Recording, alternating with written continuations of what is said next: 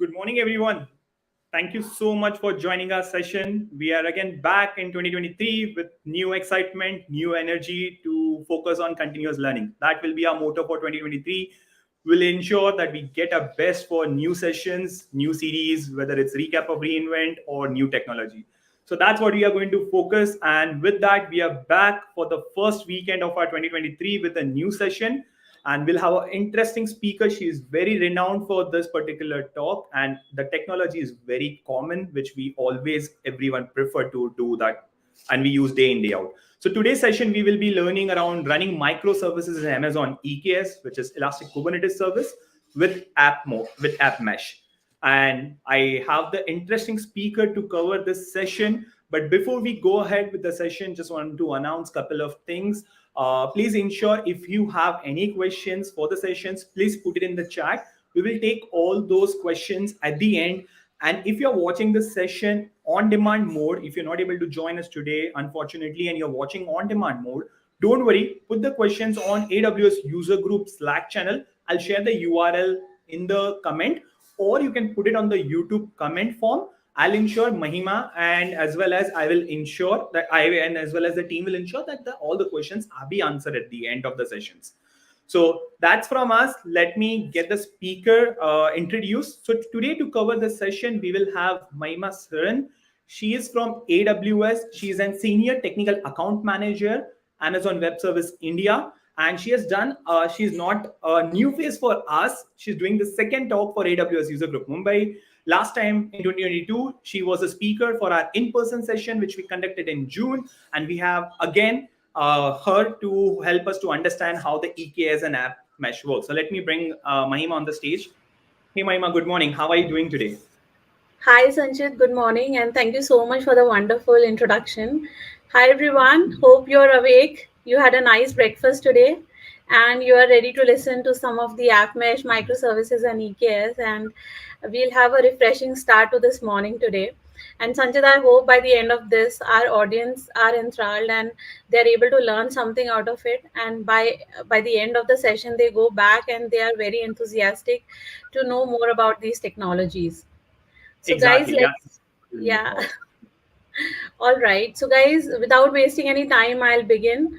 I'm quickly sharing my screen and hope it is visible to everyone. So, first, a quick introduction about myself. So, I've been working with Amazon for almost 3 years now, and believe me, it has been a very overwhelming journey for me. I've done the kind of learning which I have not been able to do in my entire career. So, these 3 years were almost like almost 10 years of my experience, is what I can say. So overall, I have a industry experience of 17 years, where I was fortunate enough to work on various open source technologies. Initially, I was part of open source stack, where I was trying out, and we used to do an R&D on various open source technologies, and that is where I was able to work on DevOps, microservices, and containers. And I had a very good specialization on microservice plus containers, and this is my LinkedIn handle. So if you want to connect with me, please send me your request and we can connect. And even after the session, if you want to connect with me, if you have any questions, please feel free to connect with me. All right, so this is the topic that we are going to discuss today. How running microservices, how we can run microservices in Amazon EKS along with AWS App Mesh. All right. So, guys, this is a this is what we are going to do today. We are going to answer some of the whys. Okay, why a service mesh? What is the need for a service mesh in today's industry? Why app mesh? I mean, what is the need for an app mesh, and what exactly is app mesh, and how it can help you solve your problems? And then we are also going to answer some of the hows.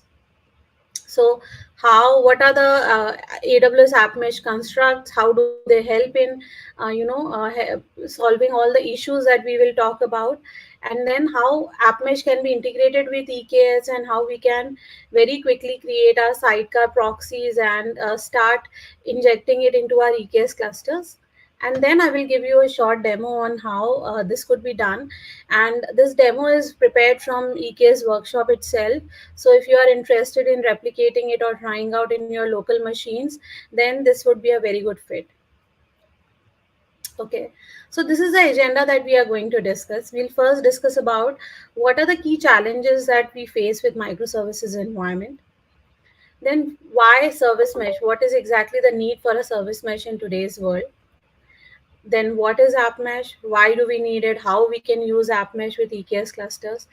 Then we'll see demo application which is called as product catalog application, and we will try and meshify it using EKS and App Mesh. Okay, and then I'll give you a short demo of the application which is already running in my environment. Okay, let's begin. So, I'm not going to go too much in detail about what is microservices and why microservices, because we are just assuming that the audience here already has a good understanding of microservices, has a good understanding of what is EKS and how EKS works. So we are skipping the details of microservices plus EKS, but our main focus today is going to be what is AppMesh and how we can use AppMesh to solve our problems. So, as you all know, when we talk about microservices, which is a kind of an architecture, it basically comprises of two things, right? Whenever we talk about microservices, it has one which is a business logic. Now, business logic is where all your application code, your business functionality goes in, right? And which is actually used for integration with other services and how the services are going to work. Then the other portion of any microservice or the other component is a network functionality. Now, what do we mean by network functionalities? We usually break a monolithic application. When we convert a monolithic into a microservices architecture, we break a monolith into multiple microservices, right? And these services often need to communicate with 10 other services in order to resolve a query. So whenever a request comes into a microservice, it has to communicate with many number of microservices internally in order to get the response. Now, because we have now a network of so many services running within our system, the complexity of the networking is also increased, right? Earlier, if you are talking about a monolith application, everything is binded together in the form of modules, which is more or less like a inter-process calls which used to happen. But now when we are talking about microservices, it is no more a module to module call. It is a network call which happens between service A to service B and service B to service C, right? So that is where a lot of complexities start coming into the picture, which were no more there into the monolithic area, which are like resiliency, circuit breaker. What if a service is not healthy? How the request would be fulfilled when service A is not working as per the expectation or its health is down? How would you enable the service discovery, right? To understand what is the location of each service, on which node it is working, what is the IP address of it, in which pod it is exactly running. So how do we know the location of each of these services? So which comes under service discovery again. Then we have logging, monitoring, distributed tracing in order to have a granular control over the services, to be able to watch them, how their performance is, to be able to know when a request fails, what is the point at which your request has failed, right? So many complexities started coming into the picture which no more exist, which did not exist even during the monolithic area. So these are the key challenges which has started coming with the microservices. First is service to service communication. So when you are talking about 5 to 10 services and you are running in a very small cluster, it's very easy to do the service to service communication. You exactly know the points which we are calling each other. You have certain logic which is implemented. But imagine you are running 50 to 100 microservices, right? And imagine the complexity of managing the service to service communication between each of these services, which becomes very, very complex over a period of time. Then performance issues. You will see that many of your services would not be performing as per the expectation. The responses would be delayed. There would be certain services which are going to fail at any point of time, which is very evident. We expect in the IT world that everything is going to fail someday, right? So we cannot assume that our services will always be in a running mode and will be healthy. So we have to also manage that when a service dies, it should be in auto recovery mode, so that a new service is created in its place to handle the traffic. But while it is down, there should be another service in a high availability mode which should be able to manage that traffic. Same way, there are operational challenges also, right? You need a more fine granular monitoring of each of these services. You need to trace each and every request time and how the requests are, you know, going from one service to the other service. Now, another challenge is when we talk about microservices, we often say that one of the best qualities of a microservices, you can have polyglot languages, right? You have certain services, let's say, developed in Java, some of the services developed in Node.js, some of the services developed in .NET, for example. Now, while this is one of the qualities of a microservice, it also becomes one of the challenges. How it becomes a challenge is, now let's say you implement certain logic as a business logic. So when you're creating a microservice, you will implement the business logic. On top of that, you are going to implement all the networking logic of how the service to service communication is happening, how the fault tolerance is happening, how the performance, service discovery is happening. But imagine you have to write that networking logic into each of these different languages. So then you will have to write a logic into Node.js, you will have to write a logic in Python, into your Java code, and then it becomes so much of a complexity that over and over you are duplicating a code across hundreds of microservices. So if there is any change that you are doing, if there is any upgrade that you are doing, it becomes too much of a nightmare when you are changing the versions, when you are going from version 1 to version 2, and you always have to take care that your libraries and the services all are intact and they are functioning as per the upgrade process. You have to do a lot of testing, right? So again, it is becoming a whole lot of challenge when polyglot also comes into the picture. Then the security of these services, so we never expose the endpoints of any microservice directly to the outside world, right? We always create proxies, and the communication between the services or outside of the service into the network always happens via proxies. So it becomes again a different nightmare to maintain so many proxies for each of these services. So these are some of the challenges which we often face when we are dealing with the microservices. So let's imagine a use case of Amazon Pay. So whenever you talk about Amazon Pay, all of you must have used Amazon Pay while doing your purchases from Amazon.com.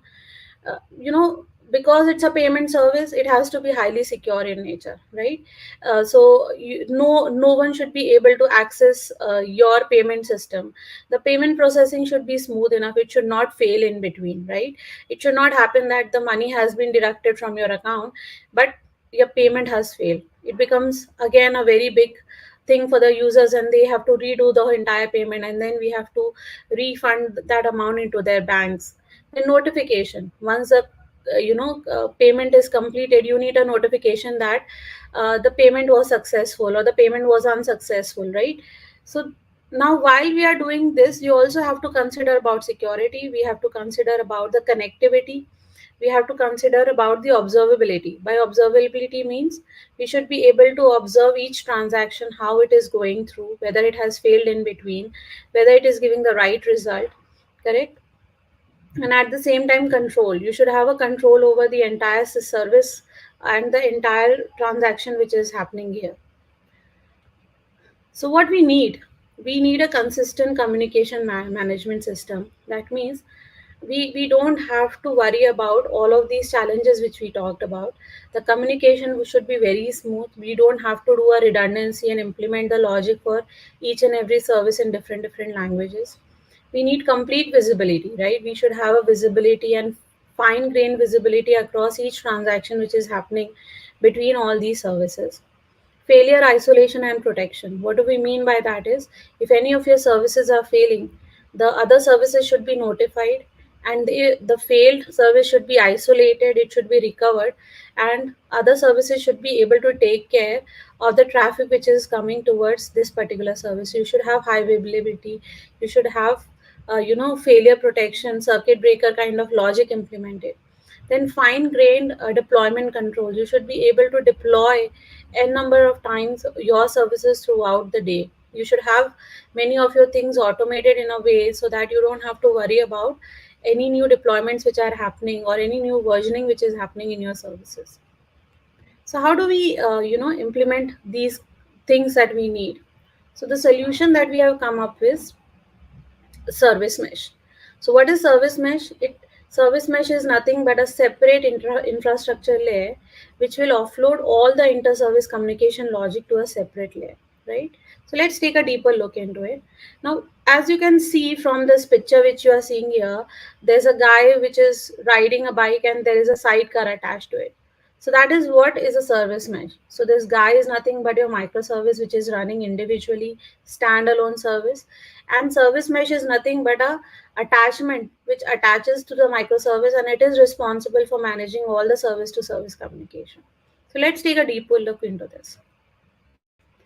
So what exactly is a service mesh? So service mesh is basically a dedicated infrastructure layer. What do we mean by dedicated infrastructure layer? Means it's a, if we talk about in container world, right? So let's say if you have a service and service A is running as a container in a pod.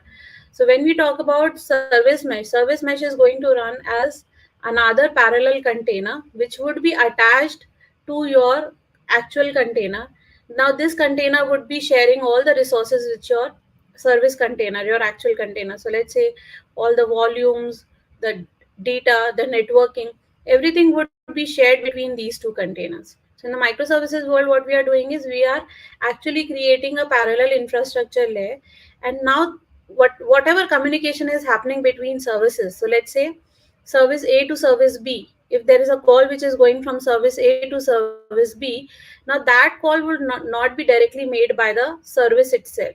The service will be attached to its app mesh or service mesh, and now this service mesh logic is responsible for doing the communication with the service mesh of another container. So each of these services would have a parallel, a container attached which will be responsible for doing all the networking between these two services. So we'll take a deeper look into this if it's still not clear. So now these service meshes which I'm talking about as a parallel container will be responsible for all the communication in and out of the service. Now service code will only be focusing on the business logic. So what we are doing is we are doing the loose coupling here. We are separating the service business logic into the actual code where service is running, and then we are separating all the networking logic, for the circuit breaker, service discovery, failure to fault tolerance, resiliency, all of that logic is going to be running in a separate parallel container attached to this. So we have done a loose coupling. We have separated the business logic from the networking logic here, right? So again, now the best part about service mesh is it is language agnostic. What does it mean by that is when you use platforms like AWS App Mesh, you actually do not have to create a service mesh for each and every service based on its language. So if it is a Java based service, you don't have to create any code, you don't have to write any code to create this parallel container or service mesh. It will be automatically injected into your cluster. We'll tell you more in detail when we'll do the demo. But what I'm trying to say is it's completely language agnostic. You don't have to worry at all about what would be the language in which your network policies would be created, your routing logic would be created. It will be completely taken care by the platform which you are running. At the same time, it is fast, reliable, and secure because security is now handled by your, service mesh. Uh, Communication is handled by a service mesh, so it becomes completely fast. And at the same time, it is often implemented using a pattern called sidecar pattern. So let's take a deeper look into what is sidecar pattern and more details about service mesh. So one of the benefits, these are some of the benefits of service mesh. Firstly, now because we have separated the business logic from the networking logic here, developers can entirely focus on implementing their business logic, implementing and bringing out their business values instead of sitting and writing the code for service to service communication and doing the replication of the same code across multiple services. At the same time, what is also happening is because we have separated these two logics, now your application have become more resilient to downtimes. What do we mean by downtime is, so let's say if you have four versions of your services running or four replicas of your actual application running, then service mesh would have the load balancing logic also. So it will be able to identify that a particular service health is down, it is no more able to handle the workload, and it is going to do the load balancing of the traffic across multiple versions or replicas of your services which are running. So now what is happening is, even if one of the instance of your service dies or two service instances dies, service mesh would be aware about it, right? And it is going to do the recovery of these services. It will inform your control plane cluster, and at the same time, it is going to distribute the load accordingly. It reduces the complexity because now you're only focusing on your business logic. It has abstracted and completely taken care of the networking logic for you in a separate infrastructure layer. It reduces code duplication. So, what do we mean by that? Instead of writing 10 to 15 different files of code just to do the communication logic or all the networking logic, you are focusing on business logic. Everything else has been added directly into a different infrastructure layer, and you don't have to write it. The best part is you don't have to write any code for that. It is faster development, testing, and deployment of applications again become very, very fast. So these are some of the service mesh features that we have. Like service mesh handles circuit breaker for you, it handles service discovery for you, it handles the security for you. It is capable of managing load balancing, then dynamic routing. So let's say if your service is running two versions, like you have version 1, and now there are new enhancements or features that you have launched, but you don't want to completely remove the older version because you are still doing a live testing in your production environment, let's say, and you want to understand how the new version is performing. Are there any areas where bugs are coming or it is not performing as per the expectation? So it may happen that within your production environment you might be running 2 to 3 versions of the same service, and while you are running that, you want to do a testing, and you want to divert your traffic according to the percentages. So for example, you because this is a new service which has launched, you are only diverting 10% of your traffic to the new version, and all the 90% of the traffic is still being sent to your older version. So how do we do this dynamic routing? That could also be taken care by service mesh on behalf of the service. Then access control, like authentication and authorization, which API calls are authenticated and authorized and which should be allowed access to the service. That would also be taken care by a service mesh. Then observability, that means fine grained control and visibility into how your service should work.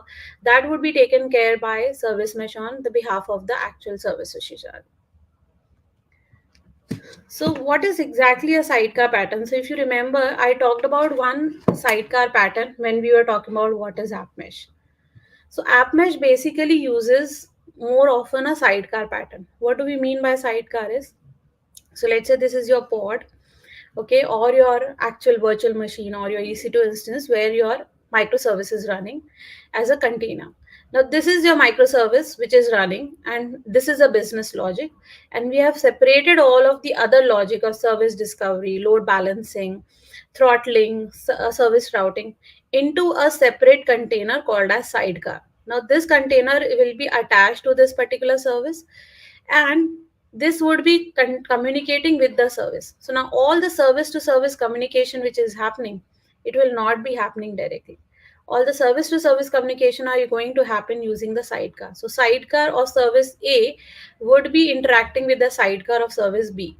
So these two services are never going to call each other's endpoints directly. All the communication through these endpoints would be taken care on behalf of the service by the sidecars, right? So sidecar takes overall traffic in and out. So all the traffic which is entering into your service and exiting. So all the ingress traffic and egress traffic, both will be taken care by sidecar on the behalf. If it is running, if you're suppose you are running a service mesh in a Kubernetes environment, and you are running your application as a pod, right, in container running in a pod, so then you will be implementing a kind of controller which will be working with your Kubernetes controller API, and it will be injecting these sidecars along with each service which you are running. We'll take a look at it deeply when we will talk about App Mesh and how it does it. Then, as I told you earlier, also that let's say if you're running your service in a pod, so in the pod, the IP address, right, the networking, the storage, and all the resources which are there available in the pod would be shared with the service and the sidecar. So sidecar would not be having a would be sharing the IP address of the pod. It will be sharing the storage which is allocated to this pod and to the service. So everything which is allocated to the service would be shared by the sidecar. And every time we are running a app mesh or service mesh within a Kubernetes cluster, do remember that your service and sidecar will always be part of the same pod. They can never be part of a different pod. They always have to and must reside within the same pod or the virtual machine. So at a high level, this is what a service mesh architecture looks like. Service mesh architecture, just like any other services that we take a look, like Kubernetes or RDS. So service mesh also is divided into two main categories. One is a control plane and one is a data plane. So control plane is basically responsible for the management of the sidecar. So any communication which is happening, how the sidecar should has to be injected within each service, the management of these sidecars, all of that would be taken care by your control plane. Whereas data plane is where the actual services are running, where a proxy or a sidecar is attached to each of these services. So you can see here, service to service communication is not happening directly. It is happening via proxies or the sidecars, and these sidecars internally are communicating with your control plane. So control plane is responsible for the management of policies, for the management of routing, logic, everything for these proxies. On behalf of that, it is done by the control plane. So data plane is where your actual sidecar proxies are created, which handles the communication between these services and the mesh. At the same time, if you look at data plane, control plane oversees all the policies and configurations of the data plane. But control plane itself is not responsible for any service to service communication. That service to service communication or the data layer, it is actually taken care by your data plane.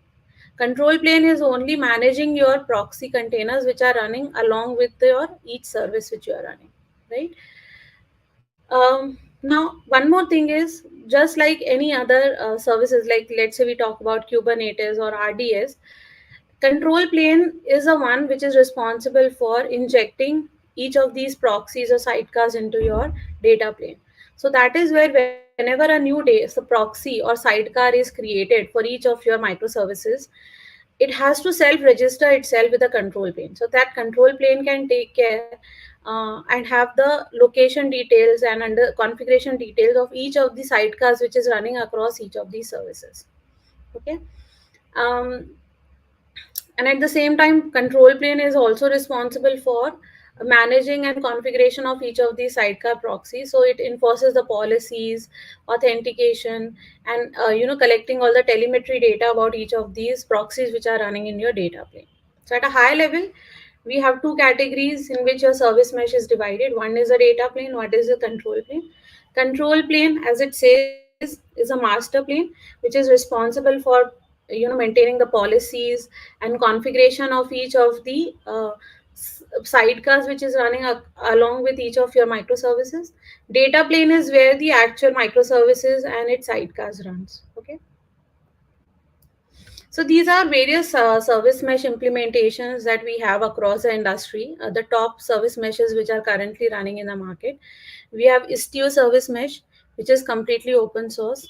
Then we have AWS Service Mesh, which is a service mesh provided as a completely managed service by AWS. Similarly, GCP has launched its Google Service Mesh. Then there's another open source service mesh called Envoy Service Mesh, and Azure has its own service mesh called Azure Service Mesh, then Conduit Service Mesh. Similarly, Red Hat OpenShift has its service mesh called Red Hat OpenShift Service Mesh, and then we have Linkerd Service Mesh. So these are some of the top, providers in the market which are providing service mesh control plane for you. So we'll talk more about App Mesh now. We'll not be covering the other service meshes which are available in the market. So why AWS App Mesh firstly, and what is the use of it and how it can help us, right? So what we have seen so far is that every service mesh has two components, control plane and data plane. Now imagine if you have to write the entire logic of control plane and data plane. It will become too much for you to handle, right? You need to have some platform which can do the management and the which can create the whole control plane for you, which is capable of monitoring all the sidecars, and you can only focus as a developer only on writing the business logic, and all the maintenance of these sidecars or proxies of service mesh could be taken care by the control plane. So that is where in 2009 AWS announced at their reInvent a new service called AWS App Mesh. AWS App Mesh is an application networking mesh which is completely and fully managed control plane by AWS. What do we mean by fully managed control plane by AWS means? When you create an app mesh using AWS, the app mesh that you launches, it creates a fully managed control plane for you. That means the policies and the monitoring and configuration of all the sidecars which you will be creating would be completely AWS responsibility. And as a user or a developer, you would only be responsible for maintaining or injecting these sidecars across each of your microservices. Now, the data plane for AppMesh is run you or created using open source Envoy proxy. So we just discussed that right in this slide. There are two open source platforms. One is Istio Service Mesh and another one is Envoy Service Mesh. So AWS supports both. AWS helps you in implementing Istio Service Mesh as well. There is a whole workshop on it. And at the same time, if you look at AWS App Mesh is an integration with Envoy Service Mesh. So it is built on top of Envoy Service Mesh. So when you create a AWS Service Mesh using AWS App Mesh, you actually create Envoy proxies where a sidecar is created and injected across each of your containers which are running, or each of your services which are running. It standardizes the service to service communication. It simplifies the observability solutions for you, because when you create an app mesh, you can enable logging. And when you enable logging, you can integrate it with AWS CloudWatch, AWS Log Container Insights, and many other services which are native integrations of AWS. And these are the native services of AWS. So see, what happens is whenever you talk about AWS as a managed service, the best part which comes along with any managed AWS service is that it has a native integration with any of the different AWS services. So let's say for networking, we have VPCs, Route 53, DNS, all of these things which are readily available, and any of your AWS managed services have a native integration with all of them. Same time for security, we have IAM. At the same time, in order to do the logging and monitoring, we have CloudWatch, CloudTrail. For databases, we have n number of versions and different databases available. So what is happening is, when you use a managed service within AWS, the first benefit is you don't have to do the complete management. The management of the control plane will be taken care by AWS on your behalf.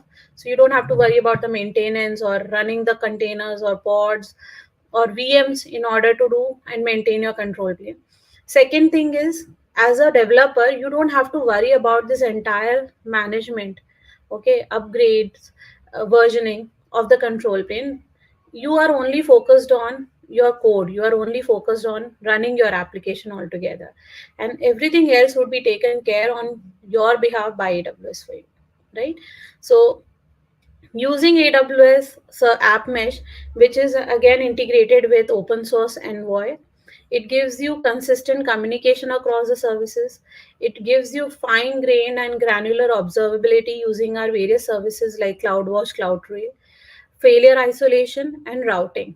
Right. At the same time, you can use our load balancers like application load balancers and network load balancers to distribute your load across various services. So AppMesh manages your sub proxy configuration. So this is a high level diagram. So let's say if you have these many services running, you have 5 services running. Now each of your service would have an Envoy sidecar attached to it, which will be responsible for all the networking logic. And all these Envoy sidecars would be communicating with each other, and at the same time they would be communicating with the control plane, which is your AWS App Mesh. So you will create a control plane cluster called AWS App Mesh, and this App Mesh would be responsible for injecting each of these envoy sidecars across each of your services, and you are going to have one gateway envoy service also. Now, this gateway envoy service would be responsible for external communication. So all the communication which is happening outside of AWS, like from the internet, whatever communication or requests are coming, it will be taken care by the gateway envoy service for you. And then gateway envoy service is going to send that traffic to AppMesh, and then AppMesh is internally going to send that traffic to each of these envoys which is running as a sidecar across each of your services. Okay. So AppMesh currently supports all the compute services which are available in AWS. So AppMesh is compatible with any of your Amazon ECS, like if you're running your containers across ECS clusters, with AWS Fargate, with Amazon EKS, with Amazon EC2 instances, like if you're running a standalone application, or if you are running OKD or a self-managed Kubernetes cluster, then also AppMesh is compatible with it. And then for Kubernetes, we have EKS as a service which is running. So AppMesh is integrated with all the compute options which are currently available across all the AWS services. Now, one thing is AppMesh is now generally available across worldwide. That means in all AWS regions, AppMesh is available. So you don't have to worry about checking if AppMesh is available in Bomb region or Hyderabad region or Singapore region. Now, under observability and traffic control, you can use CloudWatch, you can use CloudTrail, you can easily export logs, metrics, and traces. You can see the client side load balancing and routing. For container service compatibility, we have three options available, which is Amazon ECS, Amazon EKS, and AWS Fargate. And in order to have a compatibility, you can integrate the service directly running on EC2 also. So if you have a self-managed version of container or self-managed version of your service running on an EC2 instance, then also AWS App Mesh is capable of integrating with it. So let's take a look at in detail about how App Mesh works and what are the various components of App Mesh through which all this management and communication happens between the services. So at first point, if you this is very new for you and you have never went through any document or what is App Mesh, this could sound little tricky and you may get confused. But my recommendation is, at the end of the deck, I have given all the links. We have many public documentation available, which will give you a detailed understanding of each of these components if you are not able to understand. But I'll try my best because this is a basis of using App Mesh. So if you have a clear visibility of what is App Mesh and how App Mesh works, then only we will be able to proceed with our demo and you will be able to create the workshop. So there are 5 components of App Mesh. As you can see, firstly, the application itself. Now the application in which all your services are running. So a logical boundary where your application services or your microservices are running, that logical boundary is known as mesh. Okay. Second component of App Mesh is virtual gateways. Now, what are virtual gateways? Virtual gateway, as its name suggests, is a gateway that is responsible for all the communication which is happening to the outside world, in and out. So, like the egress traffic and the ingress traffic, all of that traffic communication to your users or to your network load balancer outside of your application boundary will be taken care by your virtual gateway here. Correct? So virtual gateway is where you have the ingress rules on the egress rules. Then the virtual service. So let's say this is your microservice, service A. It is running in some pod or a container or a Docker container, right? So this is your microservice A. This is your microservice B. Now let's say when we create a sidecar proxy for or an envoy proxy for your microservice A, there are 3 different components which will be by default has to be created. One is a virtual service. Virtual service is nothing but a logical name which for your AWS service, actual service. So if it is service a virtual service will be created for this service A, and this will be having all the location details and all the logistic details about this particular service.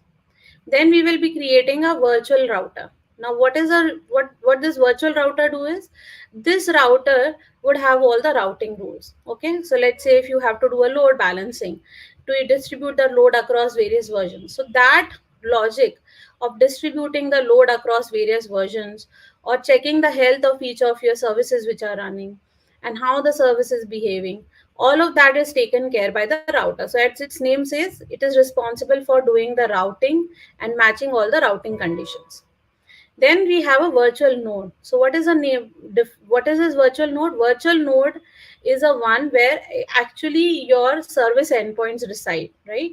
So service to service communication, where the actual endpoint resides and the actual parameters reside, is where your virtual node is, right? So in this example, you can see service A has two versions of service A running. Let's say you have a account microservice and you have launched a new version of account service where you have added a new feature for it. Let's say GST was not added before, and now in your account details you have to add a GST detail. Okay, so when you are adding a GST detail, you have launched a new version of your service. So let's say service A has two versions, version 1 and version 2. So in that way, router would be responsible for distributing the traffic across version 1 and 2. Now, let's say you decide that you want to send only 10% of the traffic to the new version 2, and you want all your 90% traffic to still be going to version 1 because you are testing the version 2 how it is behaving. So that condition would be added in your virtual router here. Now, this virtual router will be responsible for distributing the traffic based on these routing conditions that you have mentioned, right? Now, once all of this structure is created for each of your services in the form of sidecars, the actual communication will always happen like this. Virtual service will communicate with a virtual router. Virtual router will send the request to your virtual node. Then virtual node is going to send the request to another service. Let's say service A needs to communicate with service B. So this is how it is going to happen. Users will send the request to your virtual gateway. Virtual gateway will send the request to service A virtual service. It will send to the service A's virtual router. Then virtual router is going to send the request to virtual node. And then once service A has received the request and process it, let's say it wants some data from service B in order to complete the request.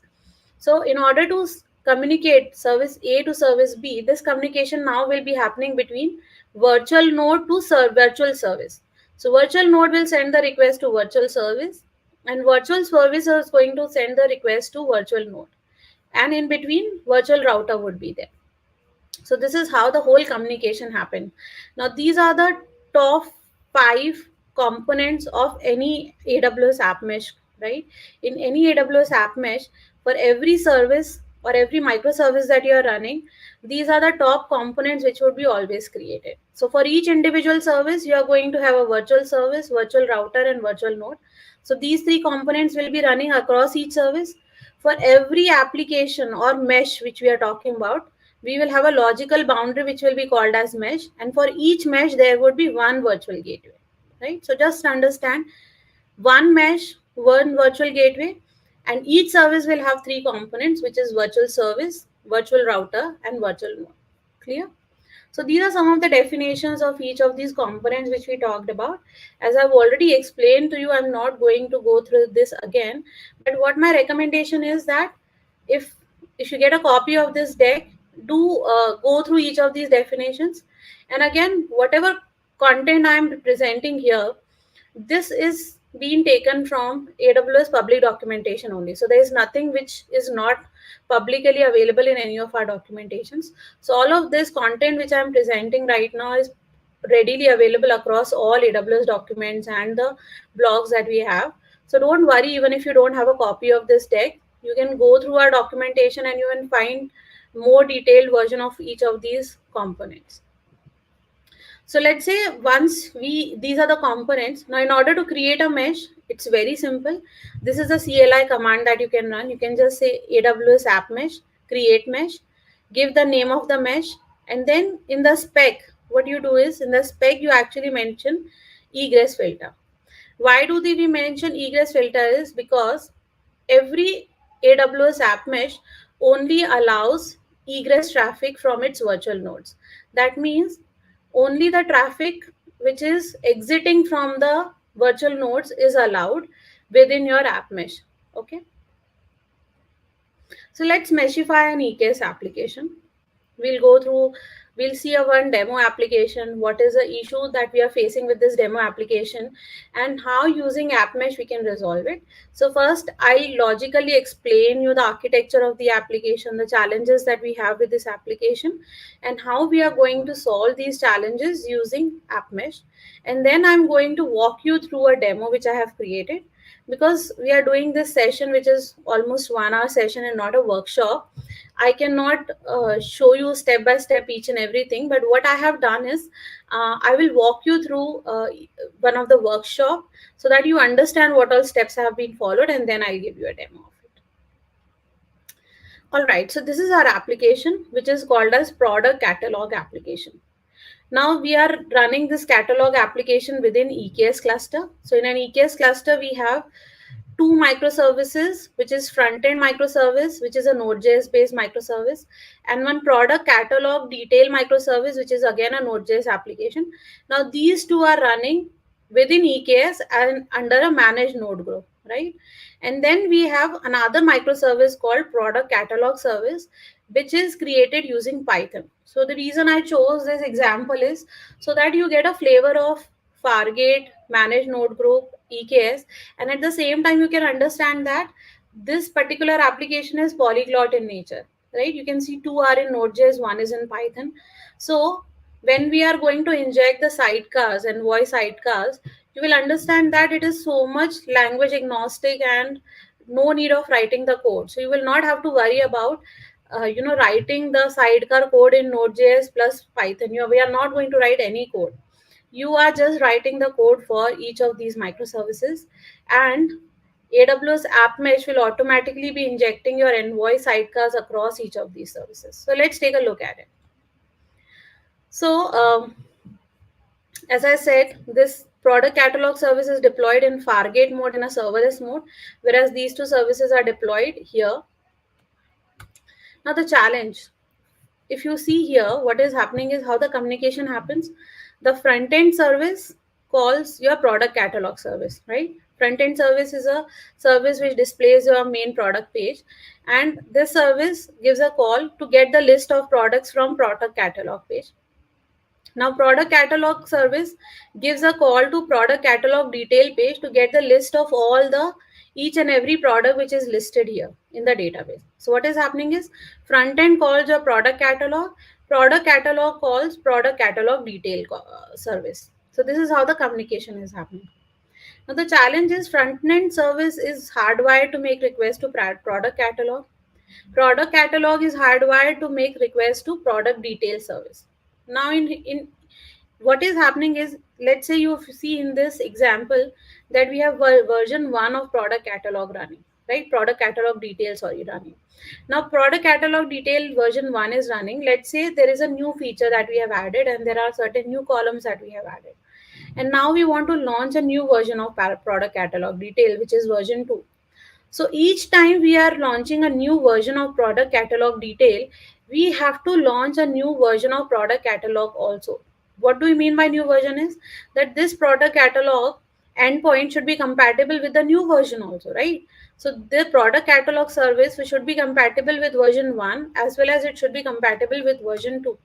So each time there is a new version of product detail release, we also need to release a new version of product catalog so that we are able to support both the old endpoints and the new endpoint relative, which are version specific. So I'll give you an example. There is an API call which is happening for a product. Earlier, we were only maintaining the product details like the ID of the product, the name of the product, and the price of the product. Correct? Now there is a new column or a feature which we have added that for each product, we are also maintaining the, let's say, the location of the product or the photo of the product, that how the product looks like. This is a new feature which has been launched in version 2, and in version 1 it was only returning back two details. It was only returning back the ID and the product name. Now it is also returning the photo of the product. So every time product catalog is going to call product detail, so it needs to have two endpoints now. One endpoint which will give you only two parameters, another endpoint which is going to return three parameters. So in that way, we need to have a new version of product catalog service also, so that one version would be compatible with version 1 of product detail, and version 2 of product catalog is compatible with version 2 of product detail. So this is a challenge.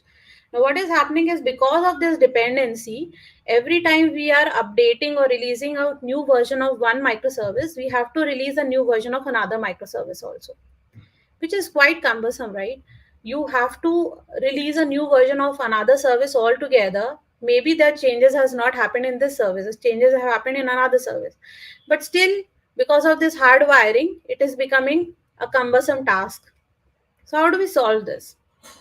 The solution is App Mesh.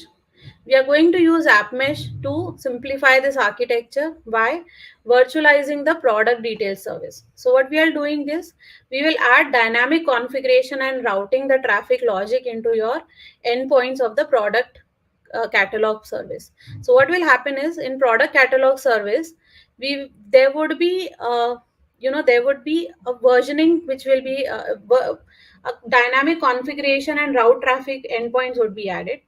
So in that way, what will happen is, now based on the routing logic and the routing conditions, a particular endpoint would be called and a particular response would be returned. So you don't have to worry about creating a new version of product catalog. You can have n number of versions of product detail. Based on the routing logic and the routing conditions, a particular request would be forwarded to the individual nodes and the response would be received. How do we do that? Let's see. So this is the architecture that we would be creating once we add the envoy proxy to each of our services. So this is EKS, right? We have this logical boundary called product catalog mesh. You can see this pink line.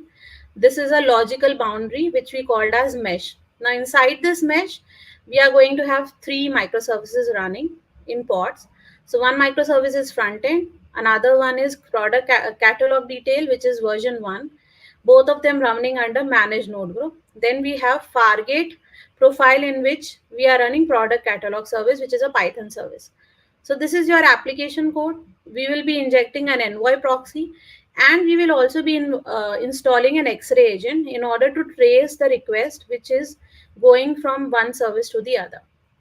At the end, what will happen is, this pink line which is called as product catalog mesh, this is something which would be managed by app mesh control plane. So we will create a new app mesh, and that app mesh control plane would be responsible for managing all the envoy proxies which are running parallel to each of your microservices.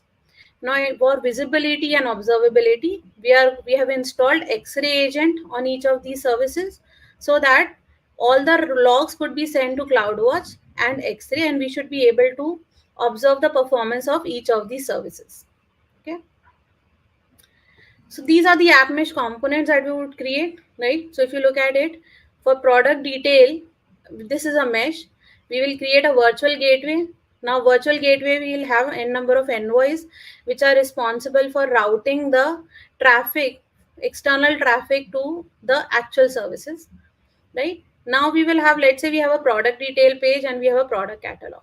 So we know that product detail page is a one where new version is launched. Let's say we have version 1 and version 2. So what we will do is, we will have virtual service, which will be a representing the logical microservice of product detail. We will have a virtual router, and it will have the routing logic, that whether it should send the traffic to you know version 1, or it should send the traffic to version 2. Same way, product catalog service, it will have a virtual service and it will have virtual node, where your actual application container and your sidecar envoy would be run. So this is at a high level the architectural components that would be required in order to create this whole mesh for this application example. So there are certain prerequisites which I have already done. So first thing is, I would request you all to have a good understanding of app mesh components.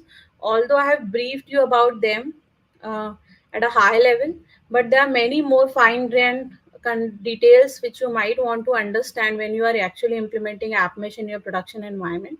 So do take a look at it. We are assuming that you already have a good understanding of Kubernetes and EKS. If not, I have given the links here, and there are many videos, YouTube videos, and tutorials and blogs available, and which are released by AWS. So please go through them. Another thing is we need AWS CLI, because this entire workshop that I'm going to show you, we will be doing it from CLI instead of console. The reason I always prefer CLI compared to console is because when you do anything from console, it is a manual task firstly, right? You have to write each and everything, you have to type each and everything, so it becomes manual and time consuming, and at the same time you are not able to replicate the same thing. So let's say if you create EKS cluster using console in your dev environment, now you want to create the same one in your production environment. If you have to manually do it using console, it will take n number of time detail to put in each and every detail, and at the same time you cannot replicate, so there is a probability of human error. So whatever workshops I do, we usually prefer to use a CLI version instead of the console version. But I will also be showing you that how in the console each of these components looks like. So what you can do is whenever you create any of the resources in AWS, try to create them using CloudFormation templates or CLI, and you can verify or manage or control them using the console component, right? Another package installer that we would be using is Helm. So we will be using Helm version 3 or 3.0 or later for this particular workshop. So how do we get started with meshifying our app, this product or catalog app using AWS App Mesh? So the very first step is we are going to install App Mesh controller. So I gave you that command. We will just create an App Mesh controller. You can create it from CLI, you can create it from console. Second step is we are going to create a mesh inside the Kubernetes cluster. So in our EKS cluster, we are going to create a mesh. Mesh means nothing but a logical boundary which will be communicating with your app mesh controller. Third thing is we are going to create all the other components that we talked about, right? We are going to create a virtual service, we are going to create virtual nodes, we are going to create virtual router. And then the last step is we are going to create namespaces so that these nodes and components of App Mesh are able to communicate within the same namespace where your application is running. So one interesting fact I want to tell you about is when we talk about AWS App Mesh controller, it actually injects and behaves more or less in a similar way like your Kubernetes control plane. So as you know, when you talk about Kubernetes control plane or EKS control plane, the control plane being the master plane is responsible for all the communication and API calls which are happening between the control plane and the data plane. So in a similar fashion, this App Mesh control plane actually becomes a Kubernetes controller. It adds itself as a Kubernetes controller within the controller plane of Kubernetes, and this controller then is responsible for all the API communications which are happening with your envoice. So what you can do is you can automate the injection of these. Once the app mesh is created, it is enabled as a controller within your Kubernetes cluster or EKS cluster. Then this controller is basically responsible for injecting these envoy proxies across each of your services. So it automatically gets injected. You don't have to write any code for that. So let's take a look at it in detail. So I'll quickly share my screen again.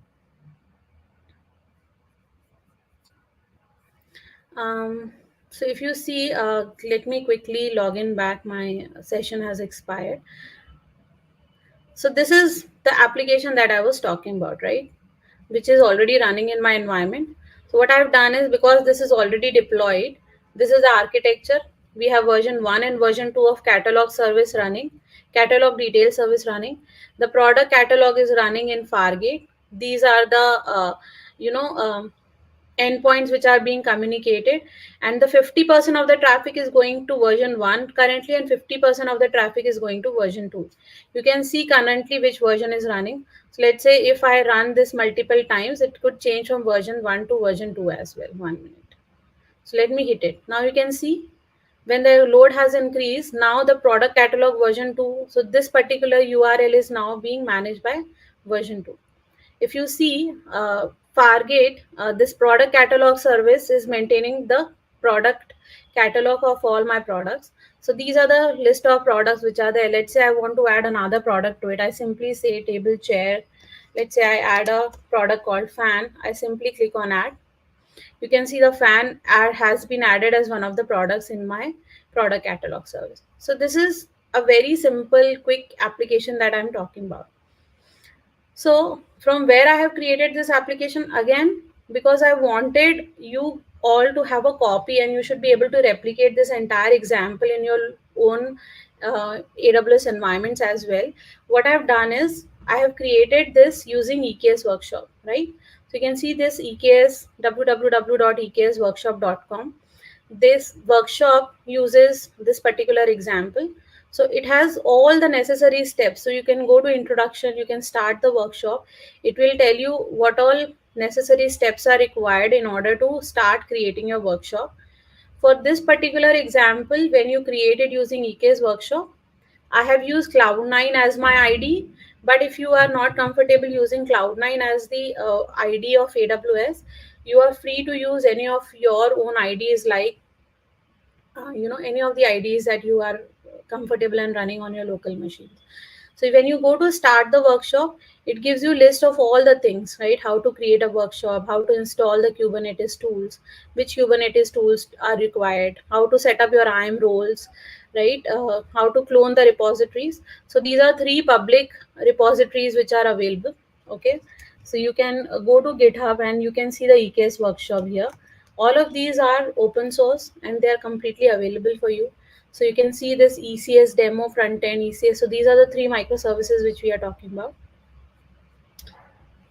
So this is one of the EKS workshops which I already had configured. So I went ahead. So what I've done is I already had my EKS workshop running with some of the services.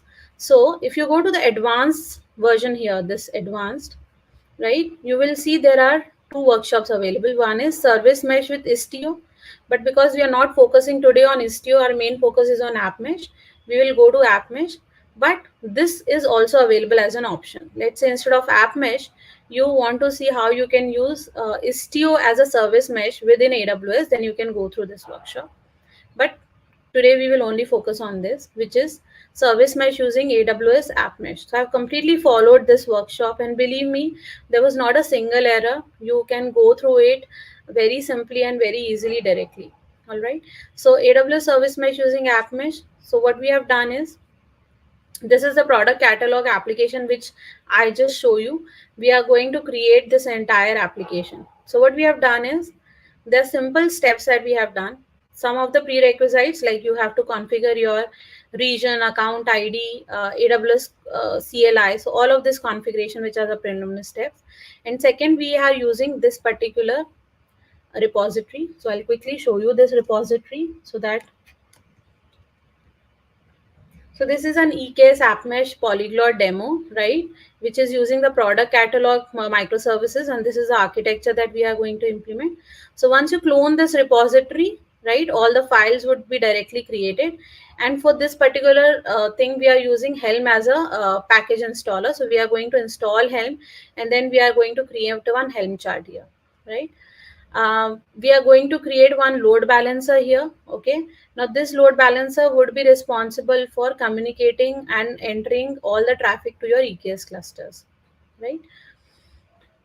So let me quickly show you what all things are there as part of. So if you go to deployment, because this is an EKS, so all the YAML files which are required in order to create your cluster. So everything, this cluster would be created firstly using CloudFormation scripts. So this, when you run this, it basically runs this base app.yml. Now this base app.yml is the actual uh, you know uh, baseline cloud formation script that would be run, and this would be responsible for actually creating your app mesh along with your all the services in it. So these are the microservices which will be first created. Okay, so these are the steps. We first clone the git repository. Once we have cloned the git repository, the next step we have to do is, we will be associating an OIDC provider here, right? OIDC provider is first set up. which is an IAM OIDC provider. By default, this OIM DC provider is not enabled in your clusters. You have to create it first using EKS CTL. So you you create and associate an IAM OIDC provider with your cluster, which is the cluster name EKS Workshop EKS CTL. Once you have enabled and associated an IAM OIDC provider, you are going to create a namespace. So we have created a namespace called product catalog NS, right? Namespace, if you know, is a virtual space which we create for association purpose, so that all the resources which are running together are logically binded by that particular namespace. So we create a namespace, right? Then we create two IAM policies. One is the IAM policy for Envoy, that means which will be used for all your Envoy proxies which is running across your cluster services. And then we are going to create an IAM service account. So if you know the concept of service accounts, we usually have two kind of accounts, right? One is the account which is very much human specific user accounts. Now, when we need the service to service communication, we need the services to have authorization and authentication happening with the API servers and the other services. We don't want any user based account to be used for that. So, that is where Kubernetes allows the use of service accounts. Now, this service accounts actually help you in all the security part of it and authentication and authorization with the API server also. So what we'll do is we will create a IAM service account for this EKS workshop that we have created, right? Now, once this policy is created, once the IAM account is created, what we are going to do is we are going to create a Fargate profile. Now, Fargate profile is where your actual product catalog microservice will be running as a Python service. So very simple Fargate profile. This is one of the YAML files which we will be using. These are Kubernetes YAML file configurations. So we'll create a cluster configuration, right? We'll give the name of the cluster in which we want to launch our Fargate profile. We'll give the region, and then we are going to give the name of the Fargate profile, the namespace, which is product catalog NS, because going forward, all the components and services that we are going to launch, we will be launching it in the product catalog NS page. And the application name is product catalog, correct? So we'll just go to the folder and we are going to apply this Fargate profile. So that Fargate profile is now created. That means a Fargate instance is launched for your application. Now, once all of is done, we are going to see if the Fargate profile is created or not. Once you run this command, you will see that a Fargate profile would be created. So what I'll quickly show you is this is a Cloud9 environment which I have. Let me quickly log in again because my login has expired.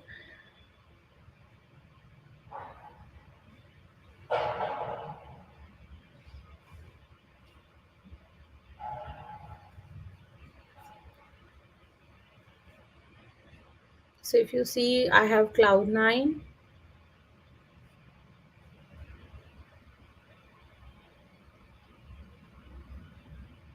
Okay, and if I go to the EKS workshop, so best part about using Cloud9 is it launches upon an EC2 instance, and you can say that this instance is not continuously running.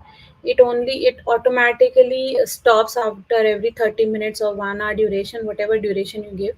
So in a way, you are not paying for the Cloud9 environment to be always running. It will only be running when you want to use it. Otherwise, it will automatically stop.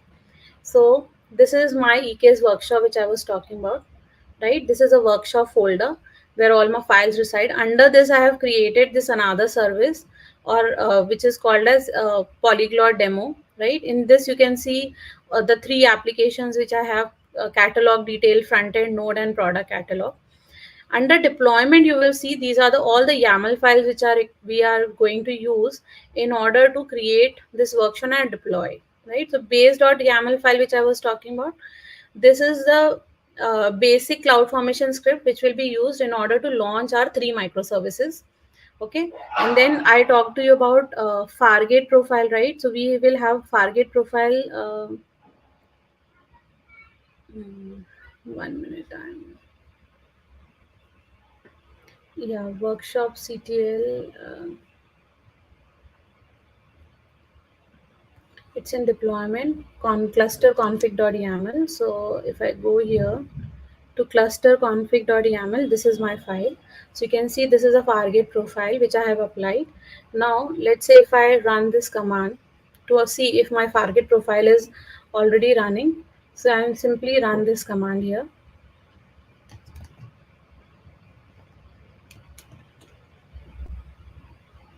Okay, so these are the subnets. It has launched 3 subnets in a private subnets where my product catalog service is running, right? So these are the steps that I have done. I'll quickly show you. If I go to EKS, this is a cluster that I have created. So I've currently created EKS workshop as a cluster.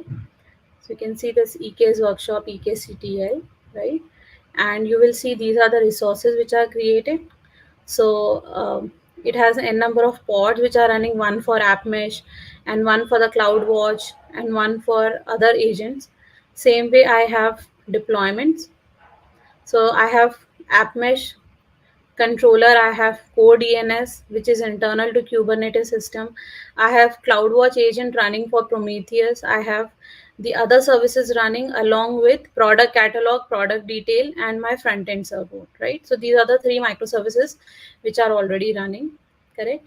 And if you look at the networking component or the add-ons, uh, logging, if you see, I have enabled logging for all the control plane. And in terms of compute, see this Fargate. So one is a Fargate profile which is running. You can see this Fargate profiles. So if I click here on the Fargate profile, and these are the node groups. So there are 3 managed node groups which are running where all the other microservices are running, and product catalog is running on Fargate profile. So this is my Fargate profile, right? And these are the pod selectors which are running. So product catalog is one of the service which is running here. And this is IAM which I have created. So as I was telling you, I have created a service account in order to do the management with and communication with the API servers for authentication and authorization purpose. I have created a service account. So this is my service account that I was talking about.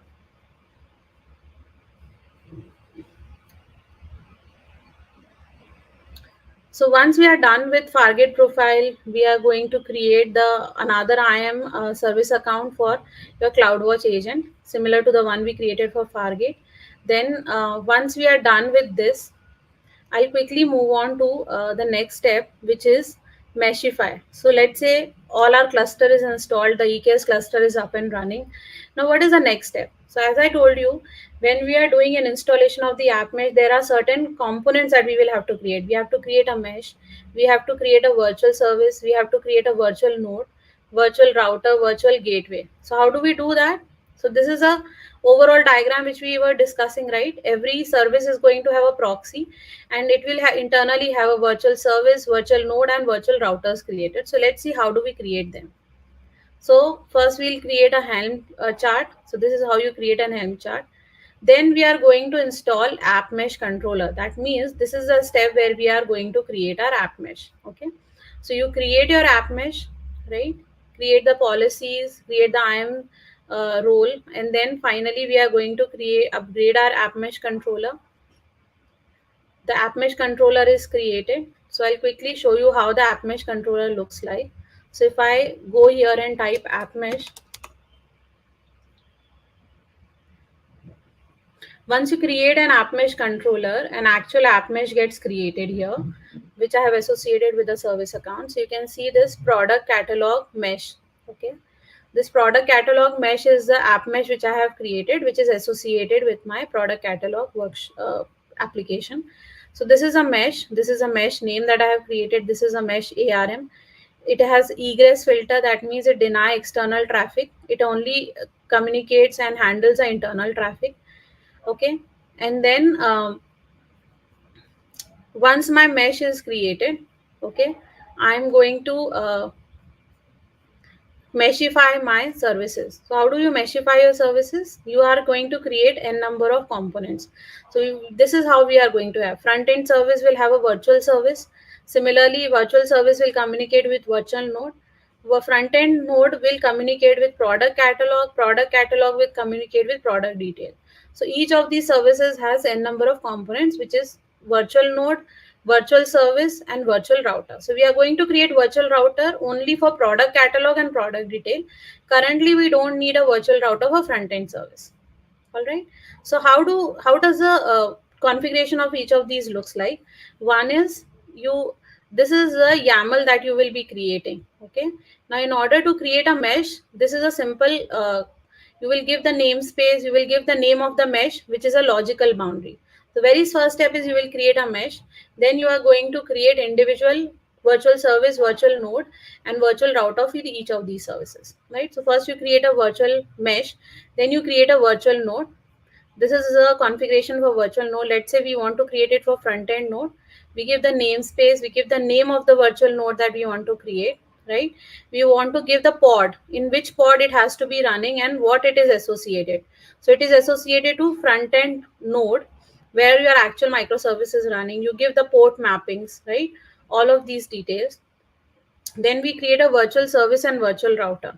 Okay, so this is how you create your virtual service. Okay, in this virtual service, again you are going to give which virtual router you want to use, what is the configuration of the virtual router. So this is going to be a virtual router configuration with the port, right, and the targets and the weight, like how the traffic should be. So let's say we are currently launching only one version of product detail, right? So 100% of the traffic will go here. Now, let's say you have launched another version of product details. So you will say weight. So in weight, you can say 10% to version 2 and 90% to version 1. So this kind of logic will come here in weighted targets. You simply click on mesh.yaml and apply this deployment. Once these deployments are created, all your meshes would be created. Okay. And this is how, so I'll quickly show you this, that how these are running. So if I run this in my Cloud9 environment, okay, you can see this. These are the actual meshes which are running, right? These are the I'm just trying to understand. uh, these are the routers, correct? These are the two routers. I think one of them is a node, three are the nodes, and three are the services which are running. So these are the various components which are running in your service. So yeah, you can see product detail version 2, product detail version 1, right? And this is your service, and these are your nodes. So each one node will be associated to each version, whereas one service would be created per service. So this is how your uh, all the components are created. Okay.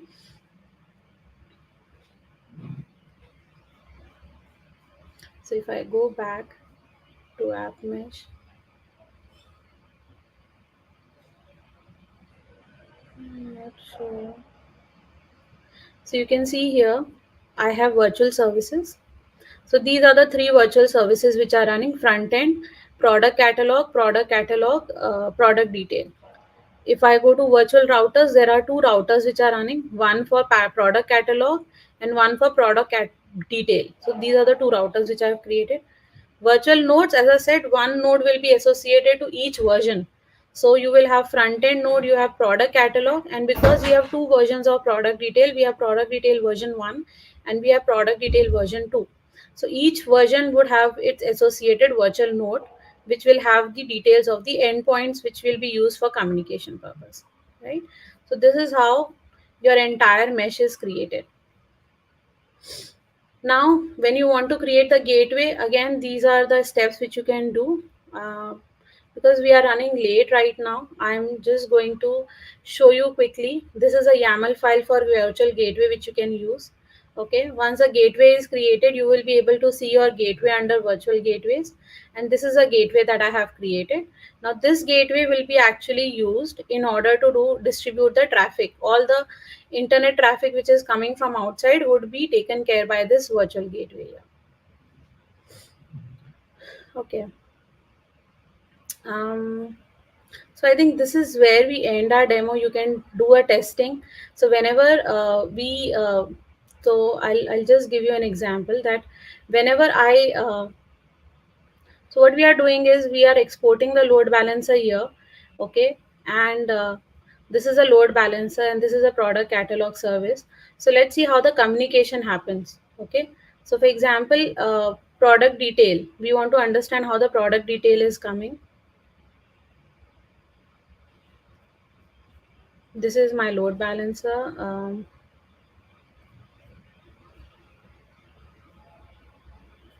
Now I'll quickly go to a CloudWatch so I can show you how the observability happens for each of these and how the map is created.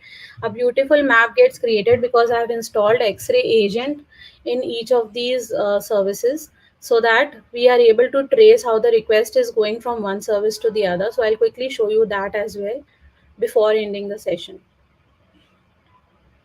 So if you see when you go to CloudWatch, you would be able to see that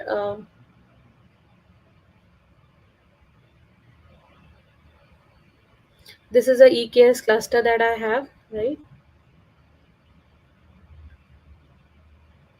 Okay. Now, in each of these EKS clusters, if you go to log groups, a log group would be created for each of the services that I am running right now. Can you see this? EKS workshop, EKS ETL application, then data plane, then the host and the performance. Prometheus because I'm running it for as a agent or a separate container in order to monitor the logs. I have EKS ETS cluster, then Fluent Bit CloudWatch in order to monitor the CloudWatch. So let's say if we go inside each of these, if we go inside data plane, so you will be able to see all the logs related to data plane. Let's say you want to understand the logs of your Fargate. So this Fluent Bit CloudWatch is representing your Fargate. So you will be able to see all the Fargate related logs for product catalog service here. These are my log streams, right?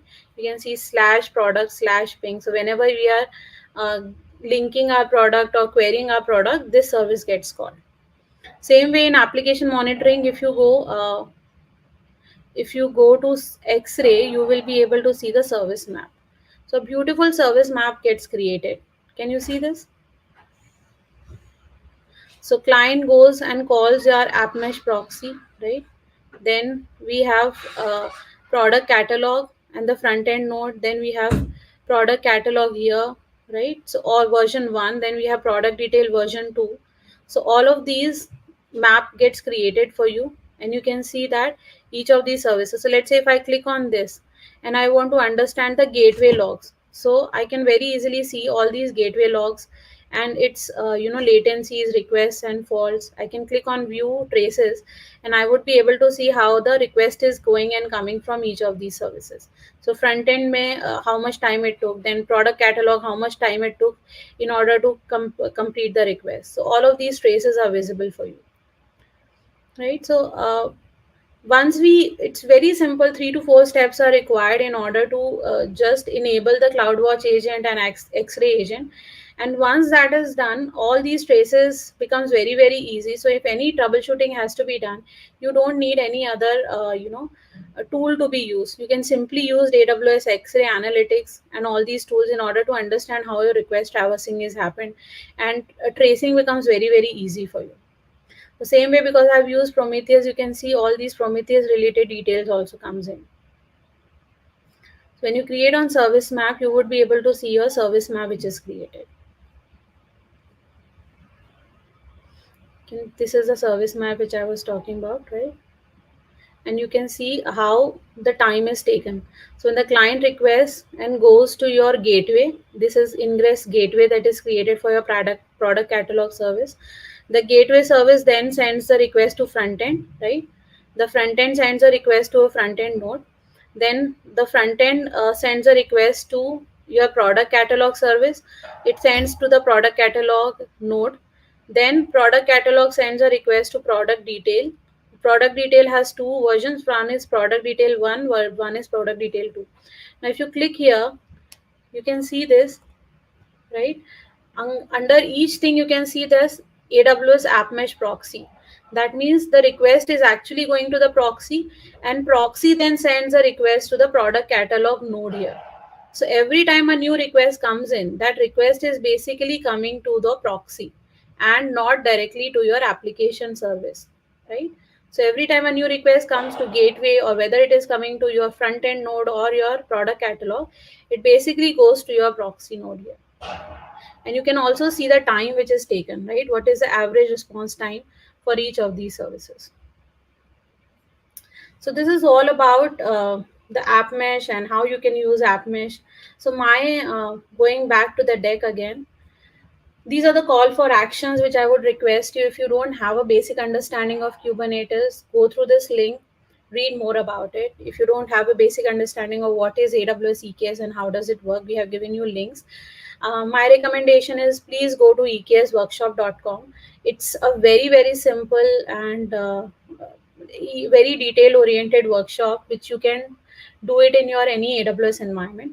And then there is a new workshop which is created, which is called appmeshworkshop.com also. If you are very, very interested in being getting a very expert level understanding of AppMesh and doing the workshop for AppMesh, then my recommendation is to go with the appmeshworkshop.com. These are some of the reference resources which you can go through, which I have used to build all this workshop that I have created today. So that is it for today, and here we end the session. So we are opening the floor for Q&A now. So if you have any questions, I'm open to answer them. Thank you Thank, guys. Thank you so much for joining. Thanks, Mahima, for that wonderful session and giving us and walking us through with the demo. Thank you so much. I think there are many questions what we have, so let me quickly bring up a couple of them. So the first one that starts is when you were talking about the sidecar, right? So doesn't this extra interaction via sidecar introduce more potential point of failures? No, actually, because Sidecar is only managing the networking logic, and the maintenance of the sidecar container is also maintained by app mesh controller. So as I said, this controller is basically responsible for the management of your envoys or sidecars.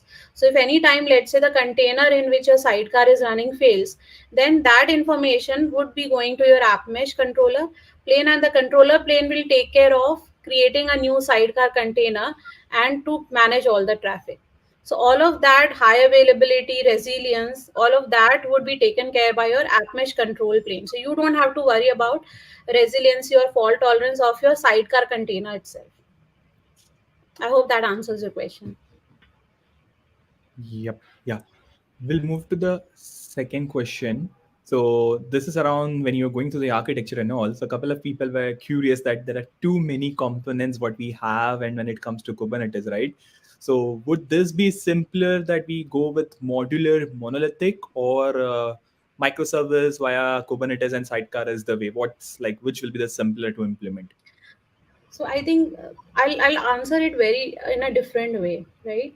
So not everything fits everywhere. So same way, Kubernetes might not be the right technology for every microservice container workload that you are running.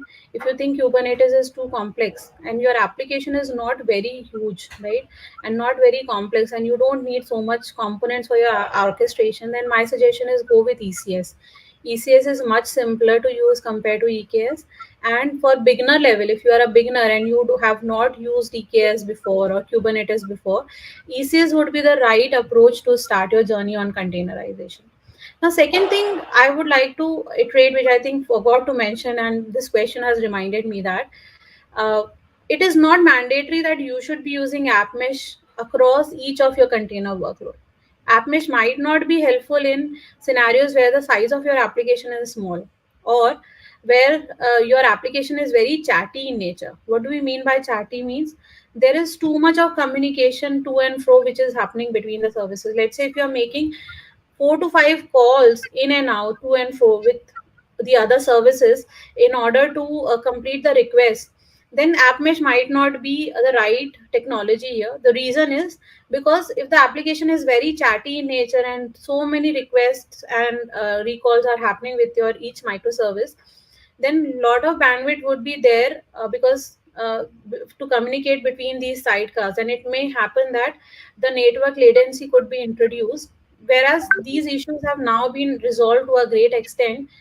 These issues only comes in when you are not using a service like App Mesh and you are creating your own open source Envoy or Istio.